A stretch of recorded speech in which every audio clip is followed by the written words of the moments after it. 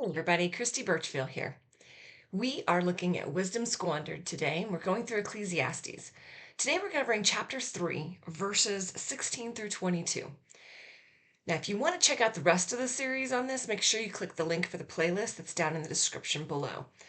But today, our focus is going to really be on Solomon's first really grim statement about everything. And essentially, he says, we're all going to die. I realize this is not exactly a shocking statement. It's pretty well known fact. We all understand that our time here on this earth is limited. We are not going to be here forever. We are not eternal at this point. We are finite. There's a beginning, there's an end.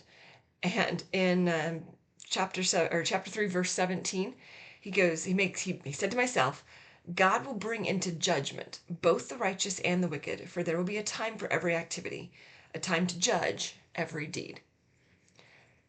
So when Solomon understands that, look, yep, we're all going to die, we're all going to meet the same end, everything is going to go until a moment in which we stop breathing and we cease to exist on this earth. At that point, God will bring into judgment both the righteous and the wicked. We're going to have a time where we are accountable to God for everything we've done. All of us. You see that reflected in Revelation chapter 20. Go read through that. You see the great white throne judgment, and there's two books. There's the book of deeds, which is everything everyone has ever done, and then there's the book of life. The book of life is what determines who goes to heaven and who does not. If your name is not in the book of life, you are not going to heaven. That's it. But whether your name's in the book of life or not, you are still going to be accountable for the list of activities and items in the book of deeds. When we take through this, as Solomon is saying, God's going to bring this. Bring this judgment. What are we doing about it? How are we spending our time? What activities are we doing? Are we doing things that are bringing glory and praise to God? Are we bringing things that are going to, if we were standing in front of God and everybody, going through our list, would ultimately bring shame and disgrace?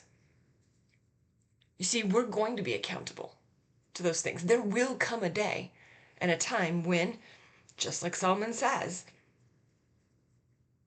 God will bring into judgment both the righteous and the wicked. We've talked about the importance of making sure we are following God's purpose for our life. This is part of that. If we are following God's purpose, then our activities line up. They bring glory to God. They bring praise to his name, honor to his purpose. Those are the things that we can be excited about sharing and doing. Does that describe our activities today? If we're thinking of an example, I'm trying to look at Solomon as an example, we need to make sure that we are following and learning from what he did wrong.